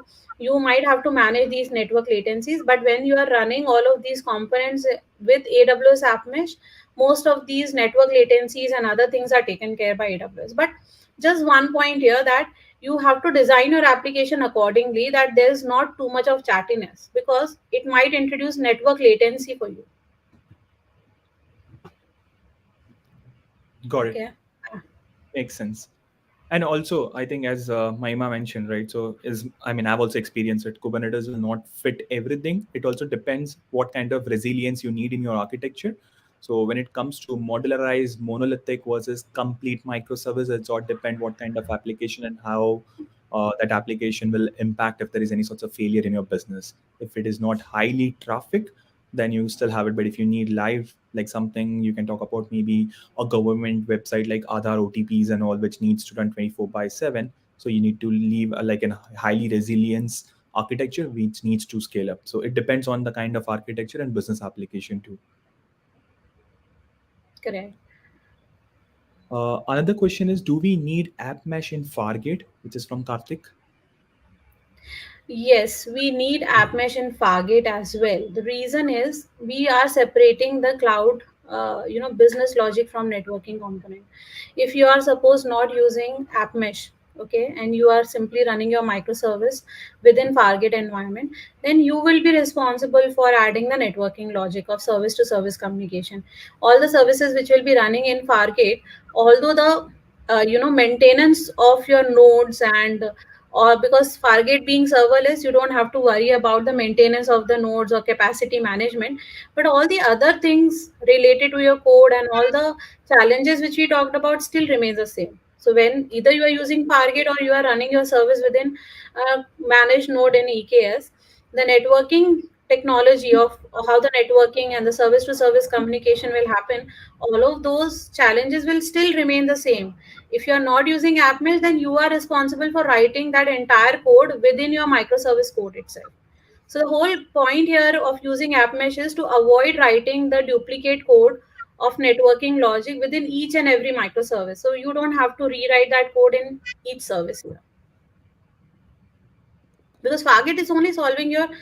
It's a serverless technology. It is not inherently solving any networking challenges on your behalf. Correct. Makes sense. Uh, Another question is from Ajay. Does app mesh works like STO service mesh? Yes, more or less same. But Istio is again an open source technology. Inherently, if you see all these app meshes or service meshes which are created, the sidecar pattern and the actual pattern in which they work more or less is same. But app mesh is integrated with Envoy rather than Istio. But Istio is also one of the standards in the market. If you are interested in trying out Istio, in EKS workshop itself, we have another link that how you can use Istio as a service mesh along with AWS. So do try that out. Cool. Also, I see one question where people are like, we are beginners and we want to start. We don't have much experience on DevOps or Kubernetes. I think Maima already answered that as a call to action by giving the link. So you can follow the same to start with fundamentals of Kubernetes to deploying the entire demo which Maima presented us. Right. So, guys, n number of articles are present. I've already given the links. But if you go to internet, I think I have found one of the courses on Udemy is to be very very helpful, at a cost of approximately 300 to 400 rupees. And that's a beautiful course on Kubernetes. So do try that out. And Other than that, also there are a number of tutorials and videos available on YouTube which have been done by AWS experts, so you can follow them also. Thanks. The next question we have is, AWS API gateway transform the response payload. Can we do this with AppMesh as well? Say that service B, we do change the response and I don't want to update service as a code, instead use Envoy proxy to transform response from service B. Is that possible? I would not suggest you to replace API gateway with Envoy, right? These are two different things, and each of these have a different capability here. Now, API gateway is not only responsible for transforming your payload, right? API gateway is doing many more functionalities for you. So let's say it behaves as it gives you throttling, it gives you routing, it gives you proxy. But other than that, also there are many other features that are provided by API gateway. So we cannot completely replace our app mesh with API gateway. There are some of the functionalities which are added by app mesh gateway, right? We have seen there are certain components that we create when we create a app mesh controller along with the setup. So app mesh gateway is one thing that we create which communicates with your load balancers or API gateway, but you cannot replace an API gateway with app mesh. App mesh provides you with a different functionality compared to your API gateway, but there is some overlapping, so I would not deny that. Cool. The next question is, in the demo which you presented, uh, Kalyan wants to know why you use NLB. All right. So, no, I think we have used ALB and NLB both, right? ALB used for internal load balancing and distributing the traffic across multiple services. NLB is basically used for external traffic. So, if you know about the difference between network load balancer and application load balancer, network load balancer is mostly external facing. That means all the external traffic which is coming into your system goes through external firewall, and then firewall sends it to external load balancer, which is a network load balancer. So network load balancer does not have all the logic of routing based logic, whereas your application load balancer has all that logic. So network load balancer is only used as an external load balancer here. It is not used for routing the traffic or distributing the traffic across multiple services. So network is only for external facing, whereas application load balancers are used, which is used for internal load balancing across various services. So we have used both. Uh, Unfortunately, I did not get so much time to go through each and every component. There are multiple components which are created. But if you try out this workshop, you will be able to see all the components which are created. So I just recommend try this workshop. It will hardly take 1 hour to set it up, and you can see how it works. Got it.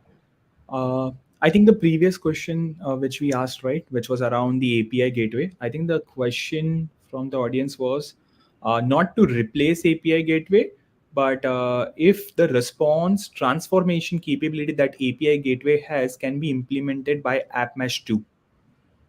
Mm, I think we would need more detail to answer this question, because I would like to understand what kind of response transformation we are talking about. Currently, AppMesh is not capable of very highly advanced features here. What AppMesh Gateway is doing is it only managing the routing of the traffic. So all the external traffic which is coming in, it is routing to the different envoys which are running across each of the services. So it is not exactly doing the job of an API gateway here. So there's a whole lot of difference between them. But the answer is no. API gateway's capability like transformation of the response and all would not be taken care by your app mesh gateway here. But I will still need to go through in detail, because I'm not 100% sure on this. If there is a capability for app mesh gateway to do any kind of transformation, so I can get back to you on this. But to my best knowledge, that is not possible right now. And also, just to add, right, it's not even recommended that you do that, because once you do the app mesh and you try to add some transformation, in the long term it's more like a hack thing, right? Hack in a way, like you're doing a patch for now, temporary patch, so which is fine, which can be good. But if you're looking more from a sustain or a consistent architecture, then it is always good that you get everything in your response class or interface. So that helps you from a documentation of your coding application standpoint also. So in, let's say, if think you have everything at one place centralized, it will help you to modernize or make the changes in the future. That's the beauty of microservices, right? That you can update it, you don't have to worry about it. You don't want to build something like monolithic where you have 15 different things segregated at 15 places. and then it becomes quite mess that what you want to do. So that is also another way from an architectural standpoint. One is the capability, obviously we'll get back to you, but from an architectural perspective, it will be always good that you follow that proper structure which help you to scale, not get blocked, right, for making the new changes. So another point on top of that is API gateway. If you talk about, you can add some coding logic over there. When you're talking about the envoys or the proxies, we are automatically creating it. We are not writing any logic there, right? So you will not be able to write any fine-grained response transformation logic within your envoys. You can write it either in your business logic, or you can write it. I mean, some of the routing conditions that you can write in your YAML files that we are creating when you are creating your routers or when you are creating your nodes or services. But apart from that, you are not writing any code. So any transformation which has to happen, that kind of business logic has to go somewhere. But envoys are not giving you or providing you a facility to write any business logic or code. We are not writing any code here. Yeah. Moving to the next question, is sidecar pattern still a thing? There are new service mesh and CNCF projects uh, using your. There are CNCF projects available. Is that on AWS roadmap? Sorry, yes, that is on roadmap, but currently this is what we have in our latest reinvent. Also, there are no such announcements which has been made so far, but you can know about the roadmaps on our website. So if you go to AWS website and if you want to know fine grained detail about what features are going to be implemented for CNCF project, you can take a look at it. But uh, frankly, I don't recall or remember some of the roadmap items which are there related to the CNCF project. But if you want details, there's a link available, you can go through that. Got it. The next question is, what are the header requirement CPU memory per container in large cluster would impact in terms of the capacity, from Ajay? Okay, Ajay, so again, the capacity requirement, CPU memory per container, that completely varies as per the application requirement. You may have a application container which is running. Let's say you are running a container of a tool, you are running a database as a container, you are running uh, a standalone service which requires a lot of memory and CPU. So in that case, container size requirements would vary and the hardware requirements would vary for your cluster compared to a very small application which is only doing one or two API calls. So again, this is a question which will vary as per the requirement of your application and not as per the requirement of the containers. So containers, occupy the space which you are specifying as part of your image and as part of your configurations. So it completely depends on your application and requirements here. Cool. And yeah, Ajay, I think as Mahima mentioned, right? So even if you take like machine learning versus a microservice, in that case itself, the CPU memory or GPU requirement would differ. So it will be depends on what exactly you're trying to solve or trying to deploy in that Kubernetes application. So I think that's what we have. I think one question which was on the NLB, right? Mahima, at the beginning, what we mentioned. I think what Kalyan is saying in the diagram, he can only see one source and one destination, I think, in the architecture. So, Kalyan, what we will do is we'll share the presentation. I'll upload the presentation as a user group Slack Mumbai channel. I will also share the similar and the YouTube channel at the bottom in the comments, so you can have a look. And still, if there is any questions, you can reach out to me on LinkedIn or Mahima on the LinkedIn. We'll help you to take that question offline. Yeah, we can do that. You can reach out to me. I'm also part of the Mumbai user group Slack channel. So you can ping me and we can do a deeper discussion on this. Cool. So I think that's more or less what we have all the questionnaire. Thank you so much, Maima, for spending your weekend with us, giving us a walkthrough about App Mesh Kubernetes. I think this is one of the very hot topic nowadays when anyone is looking to build a product or any sorts of microservices. So thank you so much. We will request you to please stay online. There is a quiz which will be there for all the active participants. So I'm sharing the link. We will request you to please register for the quiz. which will all the registration will help us to ensure the winners as well as get back to you for the credits. So please do register. I've shared the link. I will get my co-volunteer also here, Tejas, who will help us to play the quiz. So please start registering the quiz. We'll start the quiz like in few minutes, and Maima will be with us. Okay, she cannot play the quiz because she has designed it, so she cannot play it, but she will be with us. So if you have any questions, you can put it in the chat, the final rounds of questionnaire, and I'll pass it on to the Tejas for the quiz. Tejas, over to you. Yeah, thanks, Anjit. Okay, let me share my screen.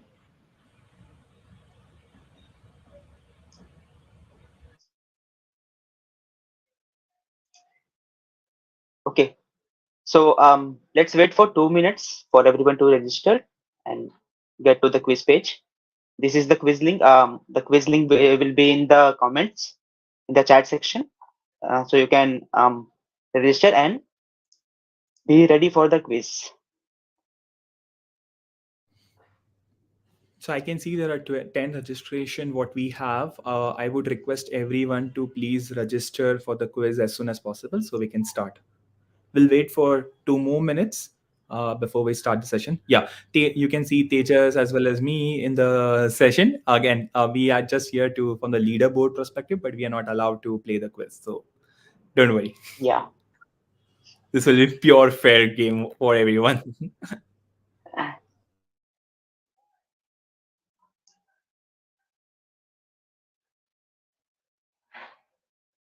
Okay, so those who are new to this platform, let me give a quick introduction of this. Okay, so the more question you complete in the least amount of time, the higher will be your chances of topping the quiz leaderboard. So, apart from giving the correct answers, you have to keep and watch on the time as well. So it will play a crucial role. And after this such informative session, I think this will be a piece of cake for you guys.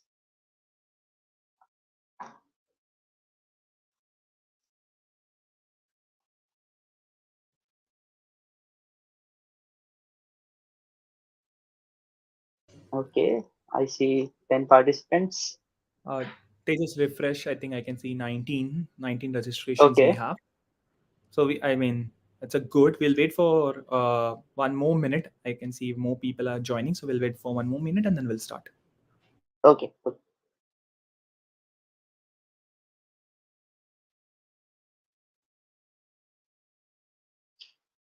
And yeah, if anyone is facing any issues in order to register in the quiz, please put it in the chat so we can also I can help you one to one to solve that issues. Yeah, and also you don't need to log in via any Google account or any email ID. You can just use the guest login. So that's the best part.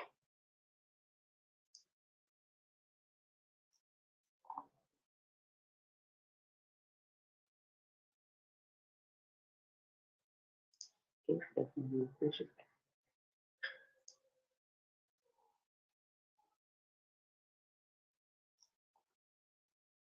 Yeah, I think they just let's start. Okay. Okay, so guys, let's start the first question. Here we go. 3, 2,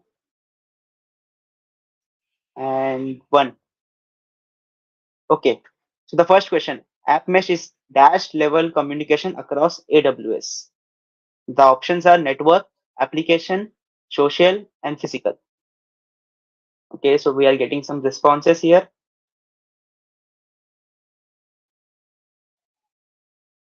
Okay, 10 seconds, 9 seconds.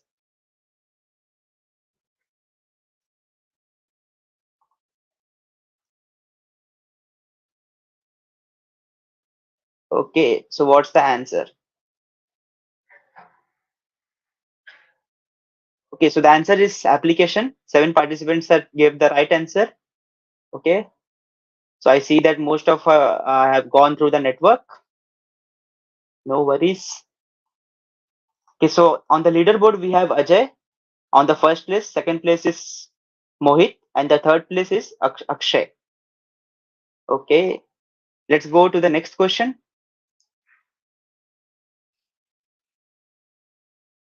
Okay, be ready, guys. Microservice should be dash loosely coupled, loosely cohesion, tightly coupled, low cohesion, loosely coupled, high cohesion, tightly coupled, and high cohesion. Okay, we are getting some answers. Okay, think guys, this may be a trick question. 5, 4. Okay, so let's see the answer. So it is loosely coupled and high cohesion. Okay, so we have changed in the leaderboard now. We have Sakti in on the first place, Akshay, and then Ananya. Okay, let's move on to the next question.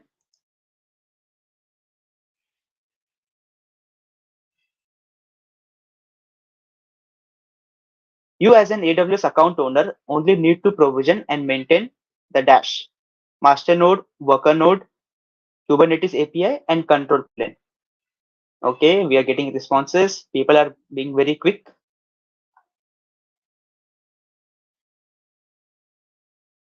10 seconds.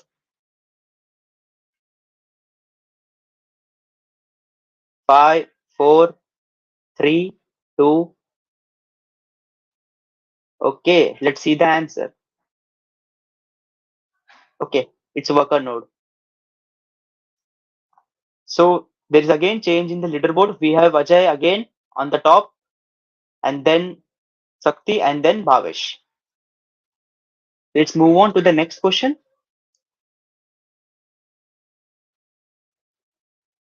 Okay, here you go.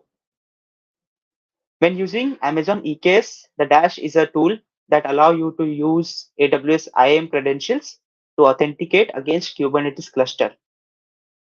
We have options here: IAM Authenticator, Kubernetes API, EC2 access key, and key management service. Okay, be quick guys, 8 seconds. 4, 3, 2, 1. Okay, let's see the answer. Okay, it's AWS IAM Authenticator. Okay, we have Ajay on the first place, Akshay on the second, and Aparna on the third. So there is a change in leaderboard now. So in every question, we are getting a new people.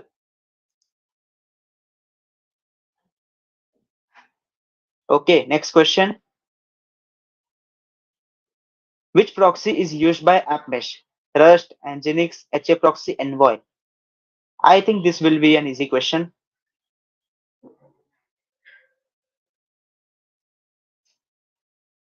Okay, 16 seconds.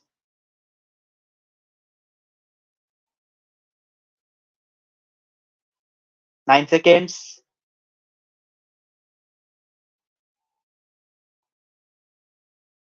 1 and 0. Okay, so let's see the answer. It's Envoy. Okay, 80%, 81% have given the correct answer. Okay, let's see the leaderboard. We have Ajay on the first place, Akshay on the second, and the third place is Aparna. So there is no change in the leaderboard. Let's move on to the next question.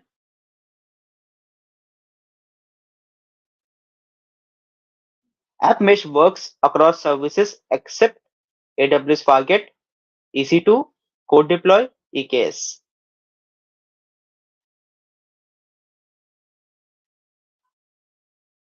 Okay, 16 seconds. We are getting some answers. Try to think, guys. It's an easy one.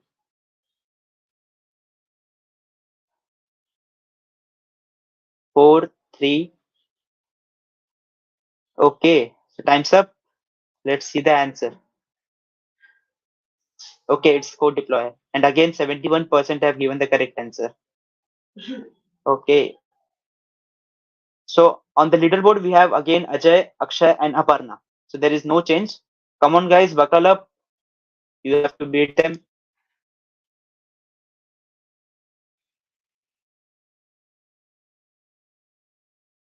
Okay, next question. After testing an application hosted on Kubernetes cluster using Amazon EKS, you want to delete the cluster entirely from your dev environment to minimize the cost what is the recommended method to complete deleting EKS resource? Okay, so they are asking for deleting the resource, what is a proper way? 6 seconds, 5 seconds, 3, 2, 1.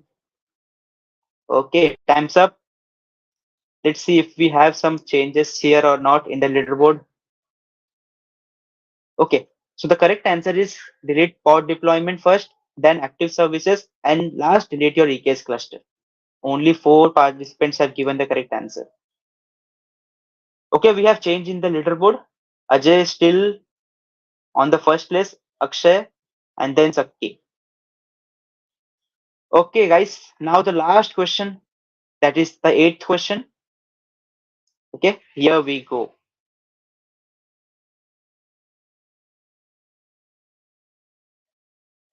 The control plane does all the following tasks within Amazon EKS except for which one?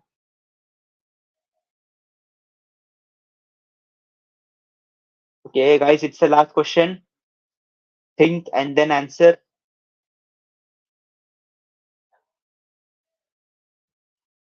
Okay, we are getting some responses. Last 7 seconds, 5 seconds,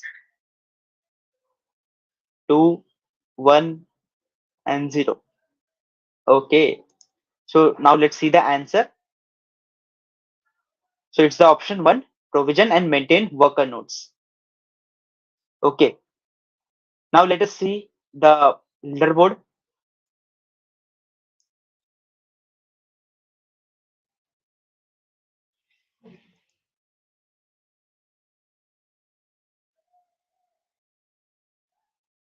Okay, so on the first position we have Sakti. Okay, so there was a change. On the second position we have Ajay, and the third position is placed by Akshay. So congratulations everyone.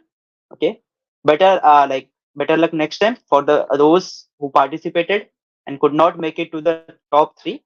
I'm sure you will definitely make it to the like in the next quiz. Okay,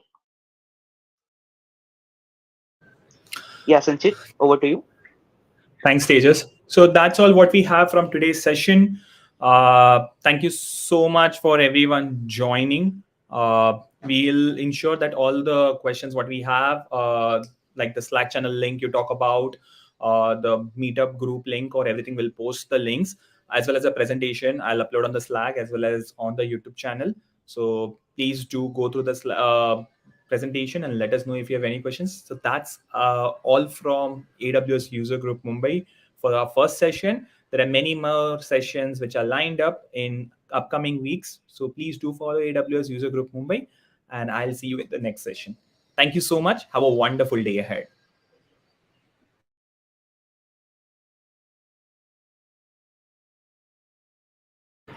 Thanks so much,